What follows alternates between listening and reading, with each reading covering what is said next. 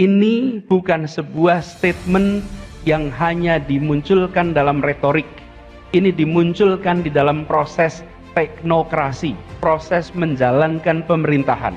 Semua aspek dicocokkan dengan satu kalimat, keadilan sosial.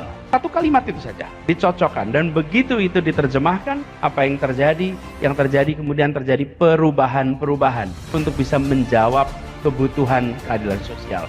Anies bukan tipikal pekerja. Dia tipe motivator yang bisa sukses dengan jadi pembicara. Susunan kata-katanya bagus, teratur, dan karena itu banyak yang suka padanya. Jokowi juga dulu suka sama Anies karena kemampuannya berbicara, dan kemudian akhirnya menjadikan dia sebagai Menteri Pendidikan. Tapi soal kerja, nanti dulu. Itu ranah yang berbeda.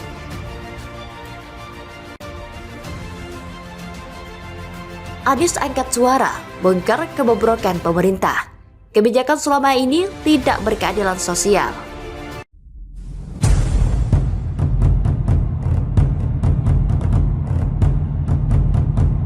Ketika kita bicara pertumbuhan perekonomian misalnya, maka kita bicara pertumbuhan perekonomian yang berkualitas. Berkualitas itu ditandai dengan apa?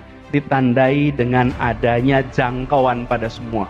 Semakin merata, maka semakin berkualitas. Semakin tidak merata, semakin tidak berkualitas. Kita bukan membutuhkan angkanya, tapi kita membutuhkan kenyataan pemerataannya. Dan ini yang harus menjadi agenda ke depan. Kalimat itu nampaknya sederhana, tapi bila itu berhenti di dalam pidato, berhenti di dalam upacara, maka masyarakat tidak akan merasakan buahnya demokrasi. Anies Baswedan menganggap kebijakan pemerintah selama ini tidak menempatkan prinsip keadilan sosial sebagai prioritas utama. Anies menyampaikan itu dalam acara Rakernas pertama Partai Umat di Asrama Haji Pondok Gede, Jakarta pada Selasa 14 Februari. Kita menyaksikan bahwa perjalanan selama beberapa dekade ini, arah dari kebijakan kita seringkali tidak menempatkan prinsip keadilan sosial sebagai prinsip prioritas di dalam pengambilan keputusan di sektor apapun, kata Anies di Jakarta. Anies menganggap keadilan sosial itu tidak dilaksanakan. Menurutnya, keadilan sosial hanya diucapkan tetapi tidak sampai dilakukan secara konkret. Dia diungkapkan, dia dikatakan, tapi dia tidak dijadikan praktek keseharian, ucap dia. Anies juga menyentil soal pertumbuhan ekonomi. Menurutnya, masyarakat tidak membutuhkan angka pertumbuhan, melainkan bentuk konkret berupa pemerataan ekonomi.